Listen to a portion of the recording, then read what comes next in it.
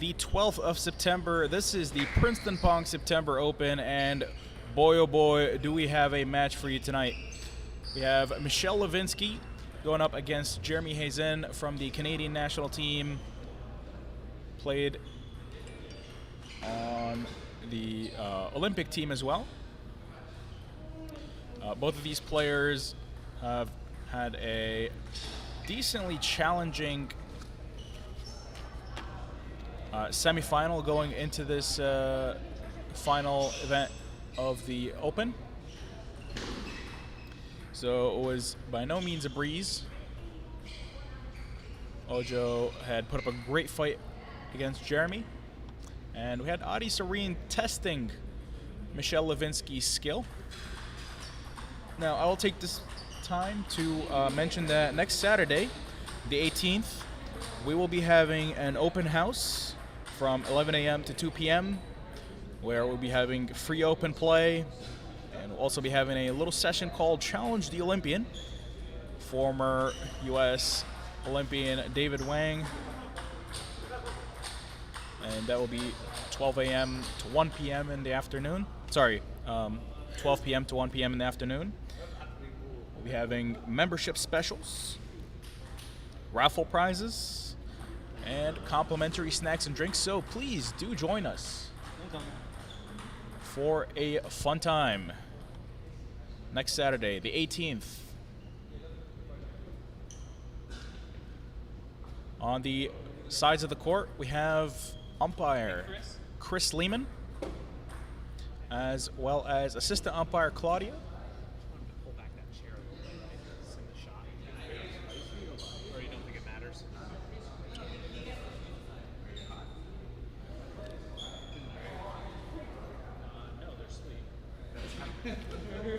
All right. Now, once again, guys, I know you're gonna say that I'm a liar, but I told you it was a rare matchup, and I swear to God it is. This is just very unusual. We don't often have lefties playing against each other. Is it that bad? Was it that bad? No.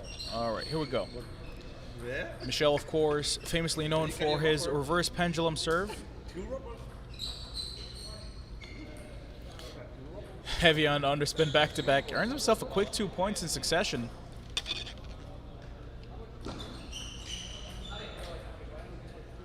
Opening backhand flick, a little too aggressive maybe. Needed a little bit more finesse.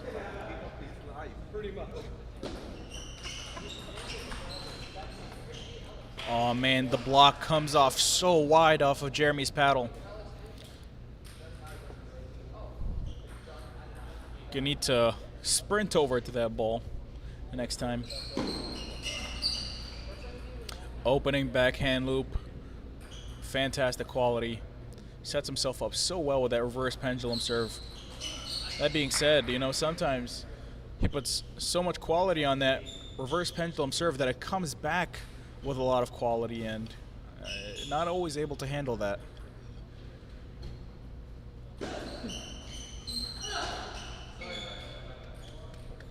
Ball clips the top of the net for Mishel, and he gets paid back with an edge ball.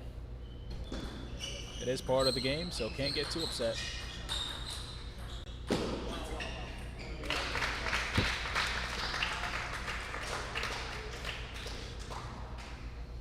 Cloud applauds. Jeremy extending his body as much as he could there in order to reach for that ball wide to his forehand. Turns the corner, gets stuffed in that corner by Mishel. Very solid block to the body. Not able to take it down the line. It looks like it was a let ball, so that point will be replayed.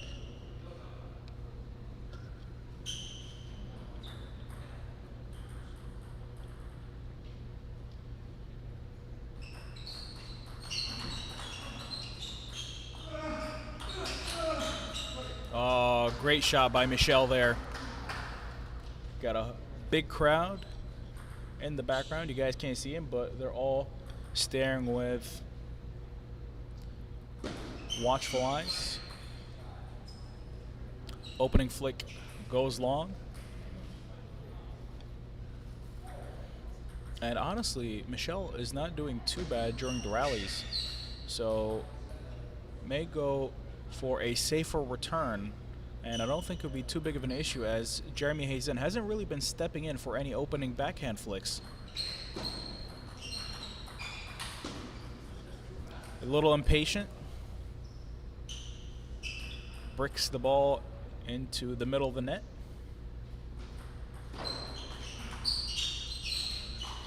A great backhand opening loop. However, Jeremy put some intense and funky spin on his blocks, throwing off Michel's rhythm. Opening backhand flick lands flush cross court. The next one gets blocked right down the line. Jeremy unable to make it there in time to get a proper shot.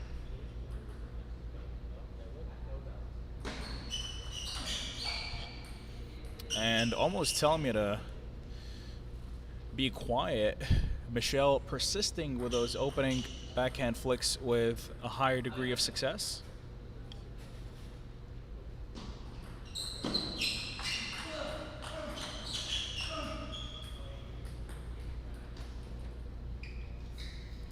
And we usually see Mishel playing with a lot of passion. However,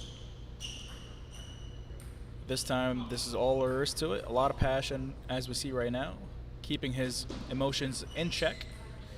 Maybe not for too long. Staying very focused here, though. A 10-8 scoreline. Jeremy realizing that it's the towel break, takes a second for himself, and gets ready for a quick serve.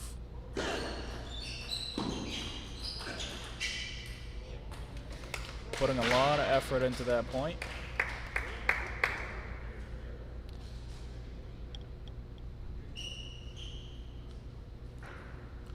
And puts himself up on the board with the first game. Mishel tosses the paddle onto the table. Can't say I condone that behavior.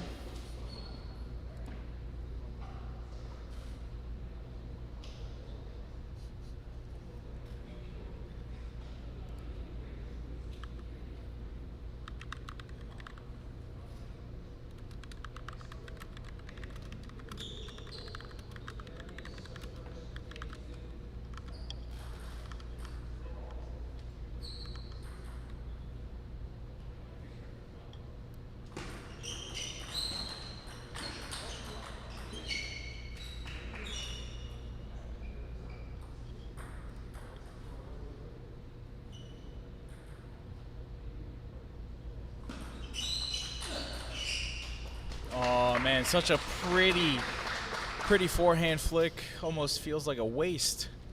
Unable to get the follow-up.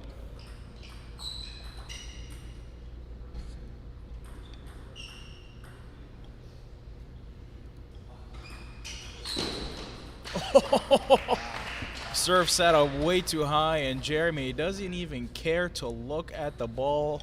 Knows that it has gone for good. 4-0. Ooh, perfect length on the table. Oh, umpire is reaching for a card. I think we might be looking at a warning. Indeed we do. Get a yellow card for Mishel. You love to see it. Love to see the drama, the excitement.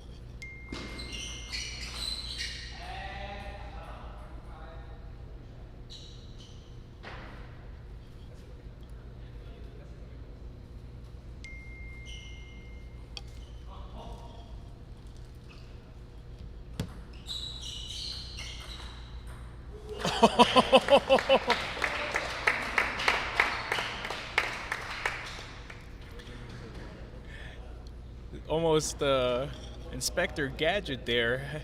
Extend his arm all the way. Finds the perfect angle on that block. Nobody home. Mishel, all he could do is just watch it pass by. He's just too cool, man. Too cool. Has a great opening backhand flick and kind of just stands there and watches the ball. You gotta give Jeremy a little bit more respect and reset after your first ball, Mr. Mishel. That being said, you're the 2,500 player, not me.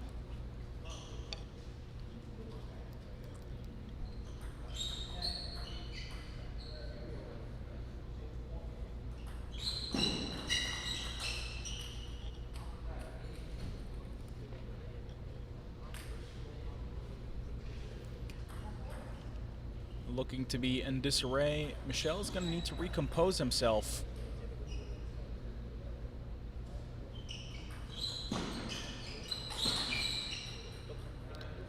Jeremy Hazin with a power backhand.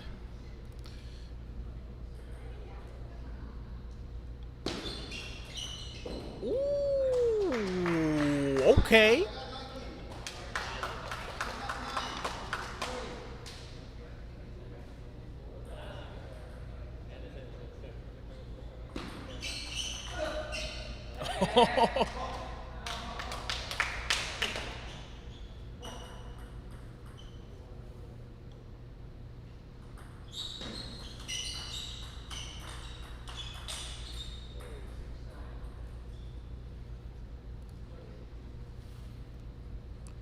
Mishel kind of creeping up behind Jeremy Hazin, who has been enjoying a substantial lead for a big portion of the second game of the match.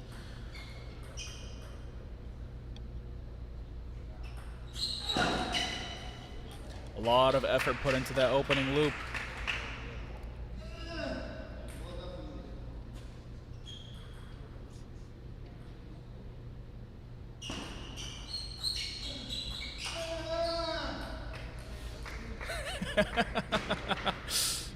Mishel extra petty. However,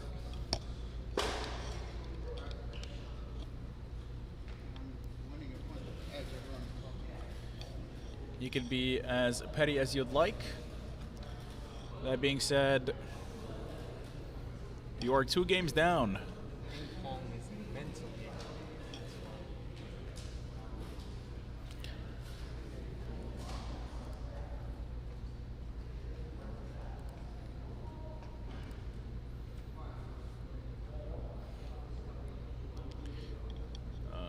Bathroom break? Question mark? Mr. Mishel kind of up and walked away from the table. Umpire Chris Lehman kind of looking around, wondering what is going on, and I can't blame him. Not quite sure what is going on as well. Oh, okay, making a comeback. Mr. Ojo giving Mishel a pep talk in the background, keeping his mental state in check. He's like, hey, look, you got to regroup. Got to stay focused.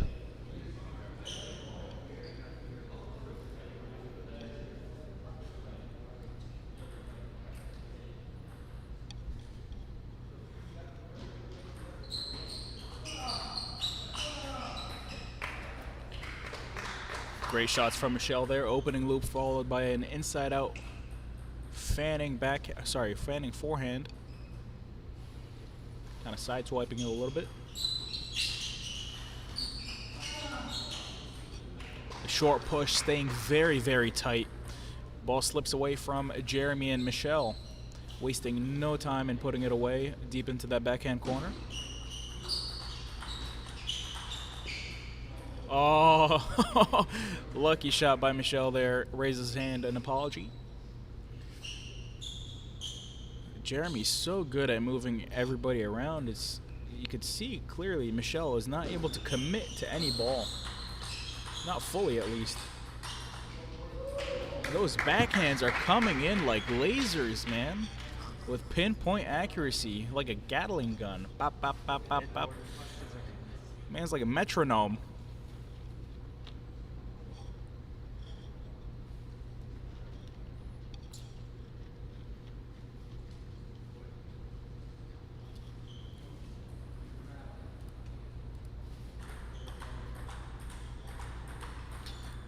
Players raise an issue with the ball. Receive a new one from the umpire.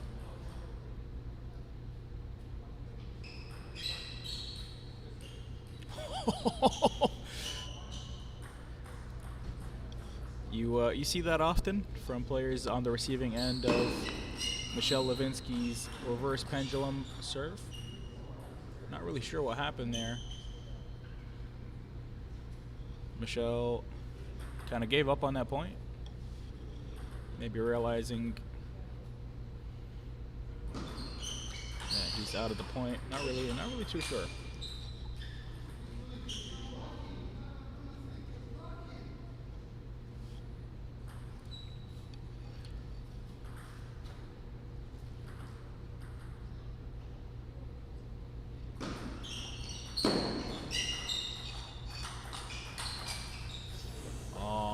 Super display of footwork, skill, and pinpoint precision from Jeremy there. Gets into the backhand rally and quickly steps around.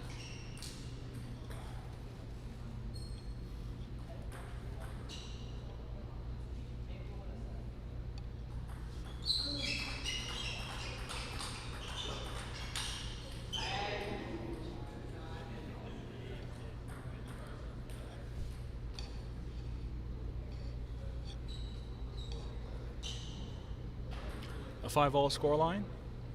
Jeremy to serve.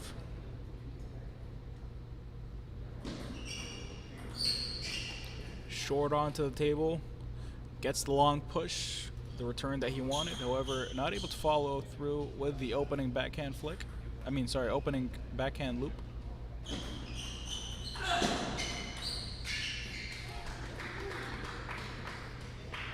Great placement by Mishel there. Wide into Jeremy Hazin's forehand.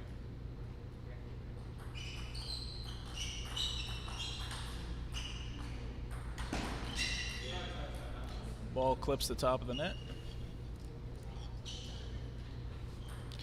And I don't know, man. Not a big fan of Michel's body language as soon as anything does not quite go his way.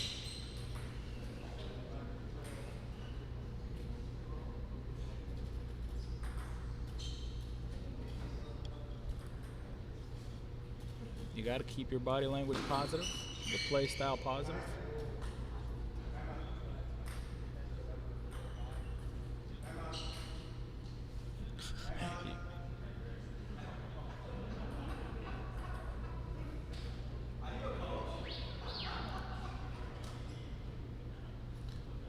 Looks like there's a timeout by Michel's coach and teammate Ojo Onolapo.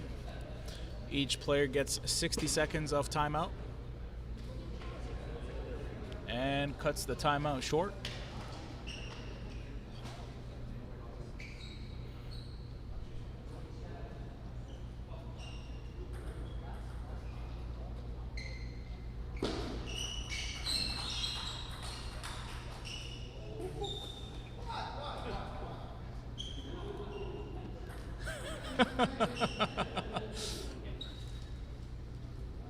Angry at the crowd. Mishel, you're the one playing, man, not us.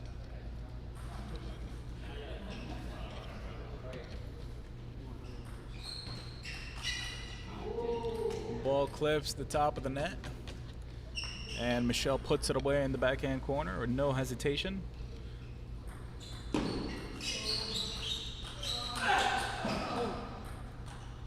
The hand switch. Mishel gets the counter loop, fishes the ball back.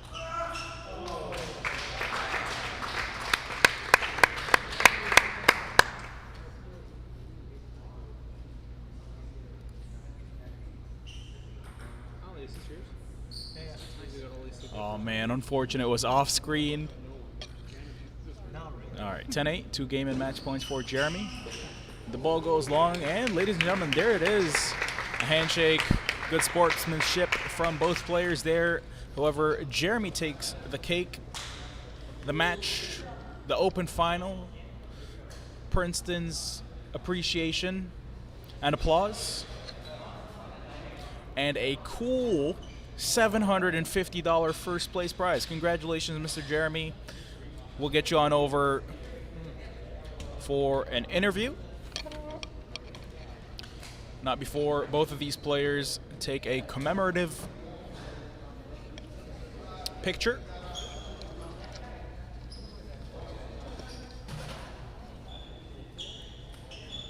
there is me. I'm just gonna go ahead and fix the camera angle. Getting ready for the interview. Yeah, that's what I wanted to say.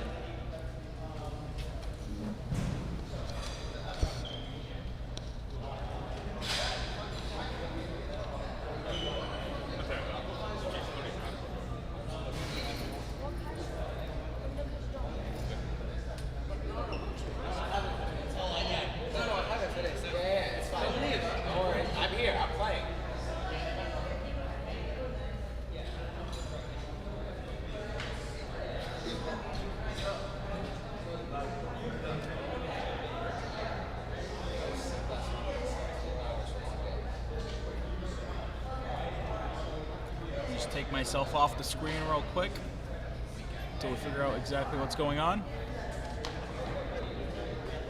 Looks like Jeremy went to the bathroom real quick. Gonna take his picture, and then gonna get his interview.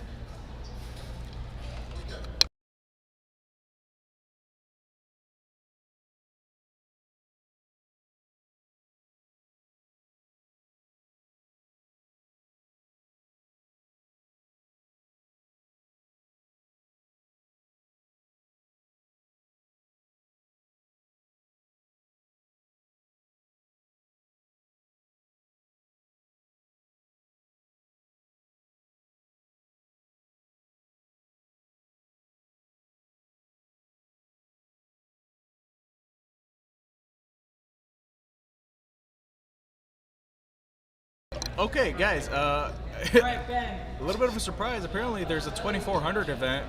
Looks like I've been sleeping a little too long.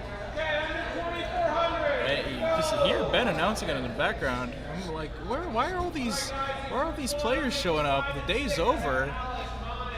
And then I learned that there's a 2400 event. That's okay. News to me, but the fun don't stop. So we'll get Jeremy Hazin over for an interview.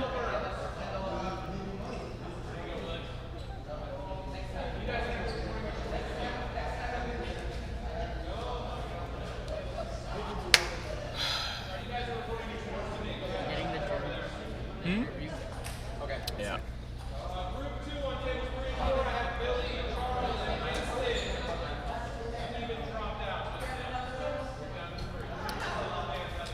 Can you ask him to come over for the interview? All right. We sent a messenger over.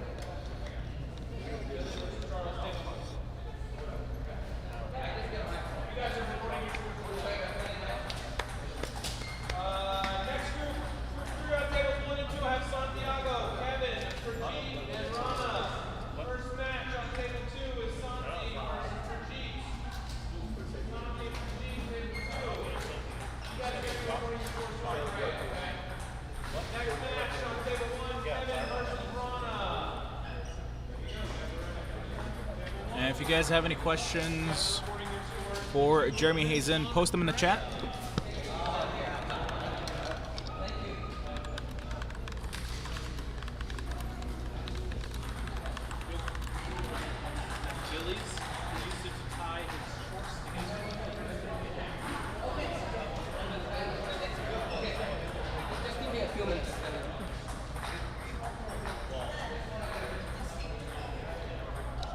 Jeremy has asked for a quick reprieve. Looks like he has some things to do.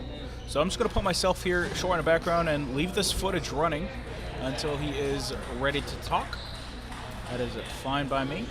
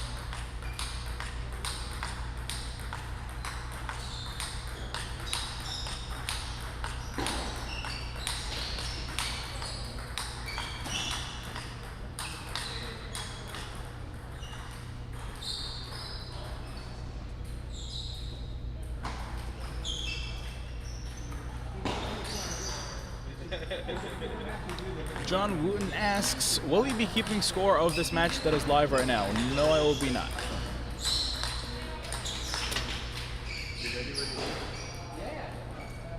I'm currently waiting for Jeremy Hazin to come over for the interview. I'm going to go ahead and end the stream. And then I will let the stream run for this under 2400 event group stage that is going on, and then I will perhaps be coming back for the rest of the event, maybe the next match, but I will be taking a break in the meantime. But we do appreciate you for tuning in. Thank you for following.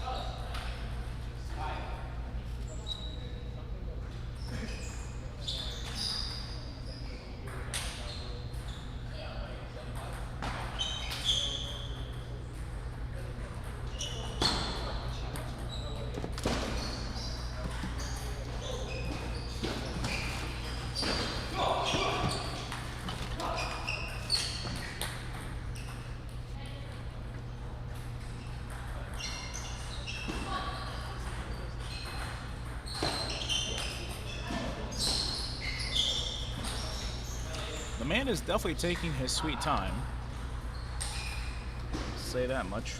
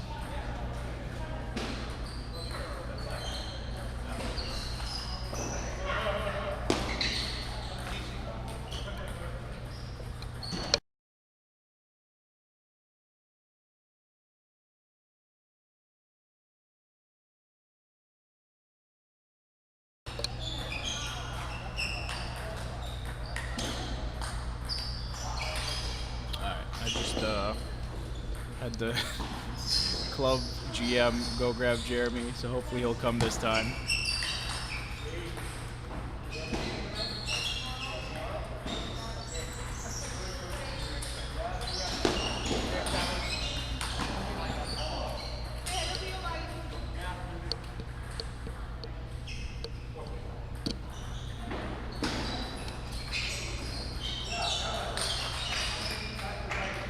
Mr. Doug, hello. Thanks for tuning in. How's your day going? We just watched Mr. Jeremy Hazin close out the Princeton Pong September Open Finals. Hey, man, how are you? How's it going? Good to see you. And we'll be having an interview And also, with what's your role here? Jeremy Hazin. 1 second.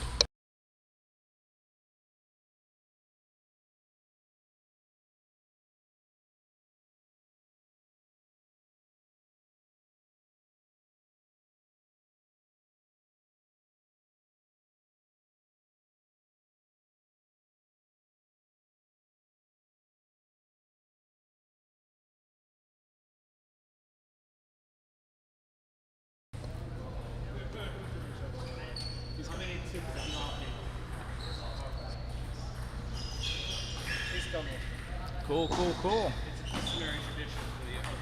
Sorry about that. No, I You're was fine. just busy with photos. It's all good. No. I know I told you 5 minutes. No. All right. Okay. Let's see. All right, we're just getting ready here. Okay, Mr. Jeremy, thank you so much for joining me. Thanks so much for coming to the Princeton Pong Club on this wonderful Sunday. Oh, look here. Okay. Yes, September Okay. Open. Congratulations on winning the first place in the event. How do you feel Thank coming you. off of that victory? I feel really good because over the last few weeks, I haven't had a lot of chances to practice because I just started my education at NYU. So definitely it's been really difficult for me. So I barely had any practice actually, especially this week because I played the Westchester on Monday, and from Monday to now, I didn't practice at all. So definitely, in terms of my confidence, it boosted my confidence a lot. Right, Because, for sure. like last week, I lost to some people that I've beaten before. Like as an example, I've been 2650 before at my peak when I was a full-time professional, right? But you can see now it's on the screen, right? My rating's 2570. So definitely to have a little bit of boost in rating, and the prize money, and to be able to win the final and play well. Because in the semis, I was not really happy with my performance, even though I won. So yeah, I was a little bit down, disappointed going into the final. But I guess my mood slowly lifted up as I played, I think I played really well in this final. Yeah. I definitely agree. I think you played fantastic. Let's bring it back a little bit to the start of the game, or even before the start of the game. Going up against Mishel Levinski in the final, did you have any particular strategies in mind or anything that you really wanted to go for? Yeah, Mishel, he's a great player. I played him a lot. Actually, I played him last week, and I also played against him 2 weeks ago. So we know each other's game really well. One thing with my strategy, especially with Mishel, he has a really good reverse serve. He's very good. I don't know who can serve better reverse than him, because I had a lot of trouble with it, especially the first time I played him. First time I played him was this year in May. I didn't have much chance with him because I wasn't able to handle his serve. He was able to use his serve as an advantage and then play the point. But I think today I definitely handled his serve much better, because in the rally I don't have a lot of power, but I'm very consistent. So I know that in the rally I'm a little bit stronger in the rally. Like, I don't have to kill the ball or put too much power on the ball. Just play like a medium speed. Right. So definitely to receive her serve well, that's the main goal. And as we can see in this specific match, I did which Yeah, is for why sure. the result was the result. Yeah. Now going into the actual games, there's a stark contrast between how your first, second, and third games went. A lot of moving parts to those. We see you getting into a lot of backhand-to-backhand rallies early on, but your backhand wasn't quite landing the way you wanted it to. Did you kind of have trouble getting started or getting the groove? In the beginning, I would say I had trouble backhand to backhand, but I feel like in the middle of the second set and in the third set, my backhand was really working. Like lasers, man. Like I was able to. Sometimes I was able to put not power, but it was able to be more quicker, my backhand. Or sometimes I'm able to play slow spin. Yeah, one thing was I just switched rubbers, because before I was playing with energy, but now modern table tennis. You cannot only rely on blocking. You need to be aggressive and attack. So you need a better quality rubbers to support you, to support the rubbers. So definitely I switched to the Dignics this time. That's why you see in the semifinal I had some issues with blocking is my strong point. And you can see with a faster rubber, when the rubber is harder in the surface, it just bounces out faster. So you really have to control it. Like it's hard to explain, but you have to use your hand, your feeling, and your touch to control the ball. So I'm slowly getting there, and I think I will stay with the Dignics because that's modern table tennis. Now everybody can play with power. That's something if I want to keep playing in the sport, or even keep like beating some players even lower than me, I have to be aggressive, because that's the game has evolved. Before, 20 years back, it was all based on like spin, right? But now it's all like boom, boom, boom. You can see really quickly and a lot of power. You do wonder, like, if Wang Lishin was still playing his game today, would he still be able to block, and just be a one-wing looper? Yeah, that's true. That's true. Like, would Waldner's style be successful today? It's hard to say. Yeah. Especially with all the speed now. Even he tries to trick some players by the placement. A lot of them are able to move and just swing at the ball. So it's pretty interesting how the game has evolved, especially the ball being 40 plus, which just takes off some spin off it naturally. Yeah, for sure. So now, let's talk about your service choice. It seemed like you've been mostly serving short, and you've kind of been comfortable letting Mishel initiate the rally and kind of getting into the rally that way. Were you worried at all about, letting him get the first attack, or what was your kind of strategy like when you were going for the service? Yeah, my serve it's a very basic serve. I wouldn't say my serve is good, but I wouldn't say like it's very bad. As everybody knows, the serve I always do 80% of the time is a short topspin serve, like kicking, like up, because that's just how I've done it from when I was younger. In the beginning of the match, almost all my opponents, they always have trouble with it because it's very kicking, it's very topspin, a lot of topspin on it. But once as the game progresses, people get used to it, and I don't have much variety too. So definitely, it's been a problem I've had all my life when I played. That's definitely to be more different kind of variation of a serve, because table tennis is a game of change. You need to have changing strategies, changing serves all the time. For me, I don't mind the other person initiating the attack on my serve. Like, as you can see, I have one block where I can survive.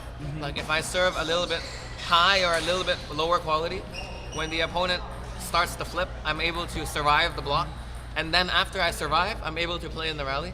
But definitely, Another strategy I had was trying to serve more underspin, because when I serve underspin, I had a chance to attack. You can see I served underspin a few times and I looped first. I don't loop with a lot of power, but still with the spin I was able to put on the ball, I was successful. So definitely more different serves so I can attack first. Yeah. So I can have even more addition. Not only be comfortable when they attack, but for me to attack. Right? You have to attack in table tennis. Yeah, for sure. I mean, Mishel was coming at you with a lot of quality on those. Oh yeah, he has reverse good pendulum power. Yeah. serves. Very good. And you could hear the grunts coming out. The power was, you were trying to really spin that ball over the net. So it was a great match. I wanted to actually highlight one particular point you had. You took Mishel had blocked the ball wide to your forehand, and he took you almost like ran a whole across the court. Oh yeah. There was one good point where he caught me to the wide forehand, and I ran all the way. Yeah, that was. I had to run it. You were literally sprinting out there. The distance was so big, and yeah, we had some nice rallies. Yeah, actually, it was a good match. I think so. I agree. I mean, aside from a few points where naturally we both play bad, right? I missed some, he missed some. It happens, right? But there was some decent rallies today, I have to say. Yeah. All right. So now let's get into the viewer questions. We have a. Is this on a Discord? This is the Discord. Yeah. Cool. I love Discord. I don't use it, but I've heard a lot of good things about it. Yeah, for sure. The It's the Princeton Pong Discord. Nice. We have viewers watching on YouTube, Twitch, and Facebook. So we do ask them to leave their questions for the interview. So we have a couple of questions for you. I will have a couple of questions as well, but let's see. The Doctor's Orders asks, currently, is the level of table tennis higher in the US or in Canada, in your opinion? Well, for me as a Canadian, everybody who's a Canadian would have biased answers, but if you want to know the truth, the level in the US is much better than Canada. No, we don't want to hear that. Canada's better, right? No, but if you look at the statistics, the level in the US right now is much better than Canada. Now, but I know the good thing is in Canada, there are a lot of rising stars. So we'll see in a few years whether the Canada can keep up with the US. But I think the main thing in the US is the population. In Canada, we only have 5 to 6 people at one level, and then you have a big dip in level, 5 to 6 people in this level, or even 1 to 2 people. 1 to 2 people in this level, it's a big drop. In the US, you have all kind of levels of players. 2,700, the world class, right? 2,600, 25, you have a variety. Right. But definitely in the US, not only do they have more players, they have more tournaments. Like for me, I'm right now living in Manhattan. I can find a tournament in the NYC area or New Jersey area every week. Westchester, Princeton, Lily Yip Club, all tournaments. Whereas in Canada, we don't really have that. Right. Maybe more like once or twice a month, or we have to travel 5 hours by car. Here, everything's like within an hour away of downtown New York. So definitely the level of table tennis in the US is higher, but I definitely see potential for Canada to be higher, especially a lot of young juniors in Canada. So we'll see in a few years, but I really think that Canada is a bit slow in developing their programs, but I think once Canada has proper structure and more people, the main thing is people willing to invest in the game. You have that in the US, whereas in Canada we don't have much, but definitely, yeah, at the moment I would say the US has a higher level. All right. Next question comes, do you have a rival? Rival? Not really. But like, there are some players that I play all the time.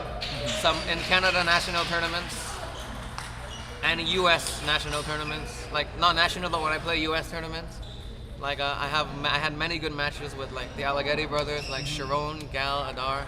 I played them for many years, and it's always, no matter who wins, it's always been really fun. Right, absolutely. Like a friendly rival, not like we're all friends at the end of the day. Not like blood rivals, like Bad Bloody. We're all friends at the end of the day, and another rival is Li Jian. He was here last month. I'm a very good friend with him. We have dinner together, we chat all the time. He's a chopper, as he was. I think he was the winner last month. Yep, he won against Sharon. I played him a few times, and every time I play him, it's always been like down to the wire, 5 games. But I hate playing choppers because it's so tiring. So I consider him a rival. I don't know if he considers me one.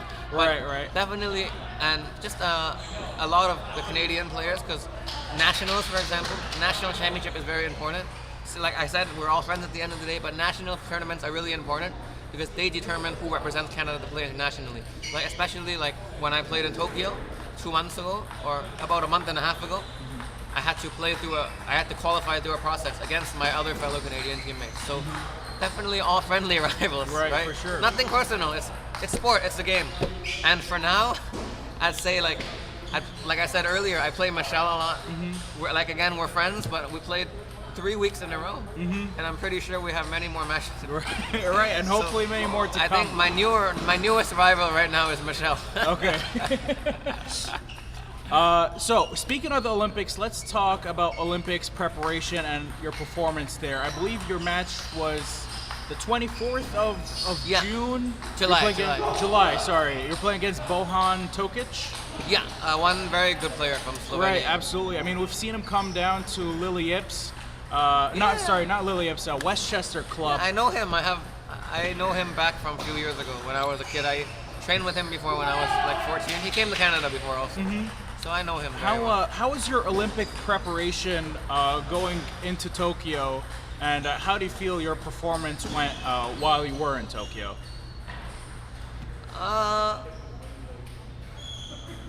The preparation, I would say, definitely disrupted by the pandemic. Especially, I knew I qualified in May of 2020 based on the confirmation of the results from March. That was when I got the final confirmation from my National Olympic Committee in May of 2020. But definitely it was disrupted by the pandemic, especially mentally. Like for over a year delayed. And every day I'm thinking, okay, it's in 400 days, it's in 300 days, it's in 250, 200 days. For the mental game, it's really difficult, especially to focus on the goal. And at that time, there was not a lot of tournaments, especially in Canada. We had tougher lockdowns in the US, so we literally had nothing. Limited access to training facilities. But beginning in March, I started playing international tournaments again. In May, actually, I made a trip to the US in May because it was just 2 months before the Olympics, and I barely played any match, only played one match in Qatar. And I felt that's not enough. I was going to go to the Olympics by playing one match in a year. I felt it's not enough for me. Regardless of whether I did well in the Olympics, that's not the point, right? The point was to prepare in the way that would best prepare me. So I went to the US in May and played in 4 tournaments. And in June, after I returned to Canada for 2 weeks, and then I went to Portugal. I went to Europe for 3 weeks high-level training camp with the Canadian team together, with my fellow Olympian teammates. So it was really good training in Portugal. We trained 5-6 hours a day, kind of what I was doing before the pandemic as a professional. But now, as you know, back to school, and I'm doing my best. I'm still gonna play for Canada. Definitely not a lot of time to train, but I try my best. I try my best to train as much as I can and train with quality because I know I have limited time, so definitely give my best quality because I love table tennis. And regardless of how busy I am, I would never give up table tennis. Right, man, absolutely. Everybody has so much love for the sport of table tennis, especially here at the Princeton Pong Club. Next question says, what could you have done to improve your Olympic performance? Okay, what could I have done? I would say for the Olympics, I did prepare hard according to my own standards, right? As an athlete, everybody has higher ceilings. I feel like during my preparation, I didn't aim for a high enough ceiling. I kind of said according to my standards, I think I did a well preparation. But when you look at what other players did, even with COVID, taking the risk with COVID, playing league in Europe or training 5-6 hours a day, doing more fitness training in the gym, that's a risk. And also, they also took that risk and put more time and effort into it. So one biggest regret that I have, because Olympics, maybe a once in a lifetime chance. Maybe I go in the future, who knows? But I treated it as a once in a lifetime chance. So I really wish that I would have prepared harder. Like I did well according to my own standards, but I should look at what the top players are doing. Like Bohan Tokic, for example. The effort that he put. Right, I mean, absolutely. I feel like that's you're very harsh on yourself, which is we are our own toughest critics, of course. But hey, everything's a learning experience, and I'm sure there's no better learning experience than the Olympics. And hopefully in the future you go there, see a better performance, see more improvement. And of course, hindsight is 20/20. So looking back, of course, there's always things you could have done here or there. but it's always, it's more difficult in the moment when you're doing things. Next question, Alyssa asks, do you like potatoes? I like French fries. So does that count as potato? I think that's a great answer. Mashed potato. Mashed potatoes. Okay. big fan of potatoes out here. Funny question. There you go. Finally, our last question. Of course, we ask everybody the same question as this next one coming up. What equipment do you use? And what blade and type of Dignics? Do you experiment with new equipment or stick with what you have? So let's start with the first one. What equipment do you use? Okay, so for many years, like I would say a good 6-7 years, I've been using a Viscaria blade by Butterfly because I've been sponsored by Butterfly since 2011, since I was a little kid at 11. So it's been 10 years. So I always stick with the Butterfly. So for the last 7 years, my blade was Dignics, and the last original combination was Tenergy 05 on the forehand and 05 FX on the backhand. But as years go by, things evolve, and Butterfly had this rubber called 05 Hard, which was a little bit more power and spin. So I played with 05 Hard and 05 Tenergy on the backhand. I also switched my backhand to 05 actually instead of the FX. The game was evolving. I was growing up. I was getting more power naturally because I was growing up. And during the pandemic, I actually made a change to the Dignics series actually. 09C on the forehand and Dignics 05 on the backhand. But then after I played in Qatar, I felt that I think it wasn't suited for my style. I realized that I was better with my blocking and my defense with Tenergy, so I switched back to Tenergy. In May, when I played tournaments in the US, I used Tenergy, and at the Olympics, I stick with my Tenergy. And the last few weeks, I stick with my Tenergy. But as I told you today, I just switched back to Dignics because that's the modern table tennis style. Regardless whether I don't like it or not, that's the dynamic of table tennis now. You have to be more aggressive. You have to move your feet quicker. You can rely on your defense as an alternative in case your offense is not working, because you gotta have options. But definitely, to rely on defense is not the way now. So, yeah, Dignics 09C on the forehand and Dignics 05 on the backhand. And actually, I actually considered switching blades.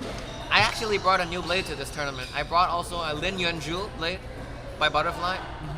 I have it with the same rubber combination, but I was thinking of using it for this tournament, but I chose not to. I'm like, I'm gonna play this one with just switch the rubbers first. I don't want to change the racket and rubber. Switch the rubbers first, and then maybe next week, if I have time to practice after my class or after my lectures, maybe try out the Lin Yunju, because I heard really good things about the racket. And I recommend people look into Lin Yunju, because Viscaria has been the dominating racket for years. Yeah, I mean, I hear players have like a ton of feeling while still getting a lot of power from the Viscaria blade. Great selection for sure. Well, Jeremy, thank you so much. I'm not going to hold you any longer. Hope we to be back appreciate soon. you. Yeah, come back to the Princeton Pong Club, man. We'd love to have you again. Yeah, the long weekend in October. Yeah, for when sure. I don't have a lecture. Yeah. What university do you go to? Oh, NYU. NYU. Yeah. Nice. Are you going to be playing in the NCTTA by any Yeah, chance? it's a really strong team. Actually, Let's go. We have 2 Olympians on the NYU team. Me, it's Tokyo 2020, and one guy called Feng Yijun, Tom. I'm not sure if you heard of him, but he's a pen holder. Was 2,700 before. So I believe he was the stand-in for Team yeah, USA. this time he was, and in the Rio Olympics, he was an Olympian. Yep. Yeah, and also we have another player on our team. His name is Murid Dani. He is Indian national team member, and he's also really good level. So us 3 will definitely be a very tough team to beat. Right, for sure, man. You guys are looking absolutely stacked. Jeremy, congratulations once again. Thank you. And thank you so much for joining us. My We hope you pleasure. join I'd us love again. to come back someday. Yeah, absolutely, man. I hope you have a great rest of your day. Thank you so much once Thank again. you. Thank My you. pleasure. I love doing interviews. There you go. No, it's all good. Don't worry about it. All right.